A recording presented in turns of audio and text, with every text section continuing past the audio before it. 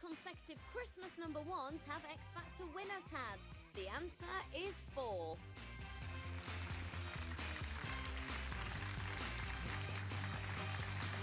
Yes, indeed. The seasonal nightmare that is the X Factor began 4 years ago when Shane Ward hit #1 with That's My...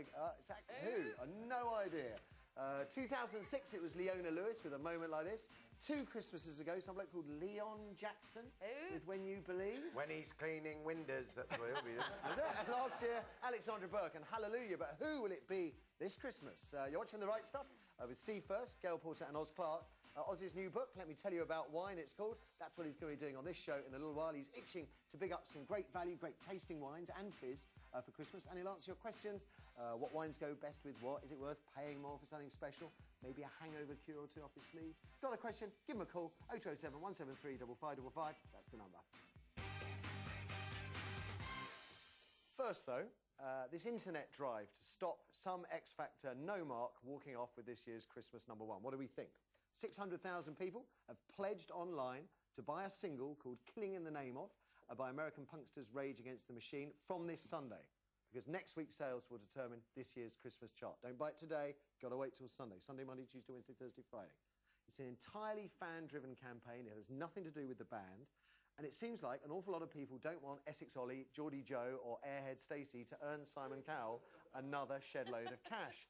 The campaign mastermind is a guy called John Mortar, and he says he's fed up with Cowell's stranglehold on the Christmas #1 slot and decided to champion Killing in the Name Of instead with its catchy sing-along chorus of F you, I won't do what you tell me! F you, I won't do what you tell me!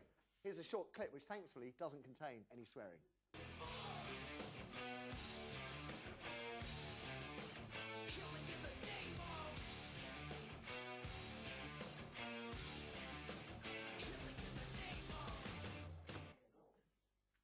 Do what you tell me! Happy Christmas, everybody. John Mortar organised a similar campaign last year.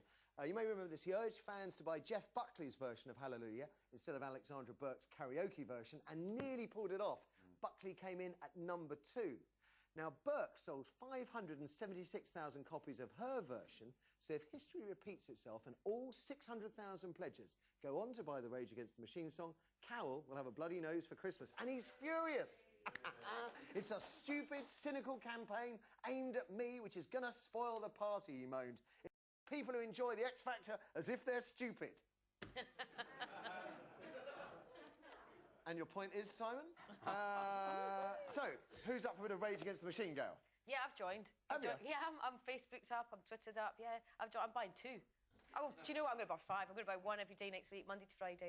I love it. They're one of my favourite bands ever, and I can't stand the X Factor. I just can't watch... Oh, I hope my daughter... No, she's all right. She's in the other room. She's not watching.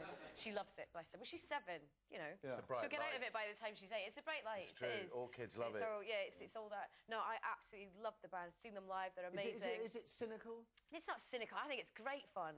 I've had enough of this. You know, it used to be... I used to do Top of the Pops. I used to love all the excitement of what's going to be #1. Now, like you say, the past 4 years, you think X Factor, X Factor, X... This is a bit of fun. This feels a bit naughty and wrong, which I like. Would you be tempted? I actually now go to the gym. I have to check. I go where? To the gym.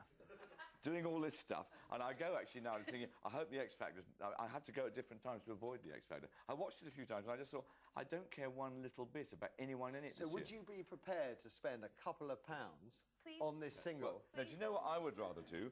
I would rather ask everyone to go and buy a copy of the King's College Choir at Cambridge singing carols and something like Once in Royal David City and all that. I'd say, come on, fellas, get back the spirit of Christmas. I mean, I'm sure Rage Against the Machine and Killing in the Name is a wonderful thing, but I don't think Rage and Killing is quite what I want for Christmas. Okay. I want Once in Royal David City, sung by a lovely little choir boy all by himself. Can't please everyone all of the time. Steve? Well, there was a time when you're growing up when the Christmas #1 was kind of a sacred thing where you could gather, you know, you'd listen to the radio and think, who's going to be #1, who's going to be #1? Now it doesn't matter because everyone knows that people like Cowell have got a stranglehold on the music industry, and there's so many little offshoots of his company, and he's taken the kind of competitive element out of it by kind of owning talent shows, which not only have you got the X Factor people, you've got Sue Boyle as one of the albums. There's another Christmas contender, isn't there, Gail?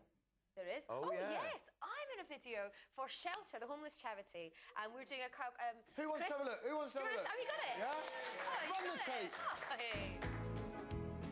Driving home for Christmas with 1,000 memories. I take a look at the driver next to me. He's just the same.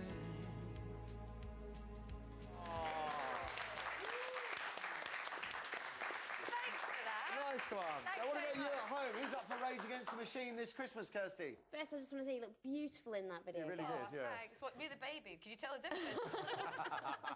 First up, Matthew, I thought I'd let you know we've got an email here from Tracy Mortar, and it was her and her husband that started Okay, the group. John's missus, yeah. Do tell Matthew, I'm sorry we didn't choose Hawkwind for the campaign. But you know what us breeders are like, taking your trust fund money, annoying Yeah. Simon Cowell, perhaps next year.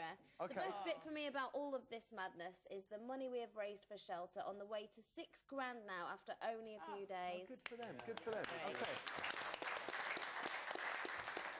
We've got Joe on line 1. Joe, good morning. Good morning, Matthew. You fancy going for it, signing up? Absolutely, absolutely. I'd just like to thank Simon Cowell for his Rage Against Rage yesterday, because he's got more publicity for us than, 500,000 have done in a week. Do you think everyone's going to buy that's pledging? I mean, that's the question. Are people actually going to spend the money? Oh, yeah. The thing is, actually staying on the Facebook group, you see the number of people coming back, the number of different people who are absolutely, definitely going to buy the track. And the thing is as well, besides the Facebook group, there's loads of people who aren't on Facebook that now that this has hit the media properly are going to be coming in. We've heard stories that HMV are actually trying to get hold of physical copies of the disc so it can be sold for next week. But the thing is, you've got to download it from Sunday to Saturday next week. And Steve Brookstein... Who? Who? Exactly, who? Another X Factor winner who Cowell has dumped has actually come on board on the campaign today. I love a bitter and twisted former pop star that no one's ever heard of. Brilliant. Thank you, Joe. Let's have another. We've got Tracy who wrote the email. She's on line 3. Tracy, good morning. Oh, good morning, Good morning. Matthew. Thank you for the Hawkwind mention. Next year, I'll hold you to it. It's a great seasonal record you've chosen, isn't it? Yes, obvious. I think we had to choose a strong song. I mean, obviously, we only started the group for fun. You don't think people are actually going to join. But a strong song seems to have got everybody involved, to sort of like wipe the slate clean. Hopefully, if it does work, in future, we'll have a fairer race to Christmas number 1. We can live in hope. Just tell me something. I didn't know about the chat, because I'm not on Facebook, despite the guy that keeps imposturing me. Imposing me? Impostering me? Anyway, being me. Pretending to be me. Anyway, what is the charity angle, Tracy? Well, obviously, most Christmas records give some proceeds to charity, including X Factor. And we thought it wouldn't be fair to have all this attention and not have someone benefit from it. So we started a group, a Just Giving page for Shelter on just Sunday afternoon, and we've already raised nearly £6,000.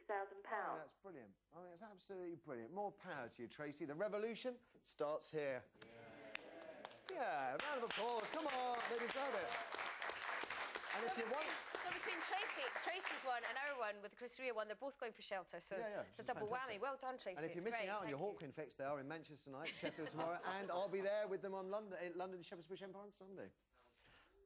Oh, that went down well. I'm coming. You're going to come. I'm coming on Sunday. OK.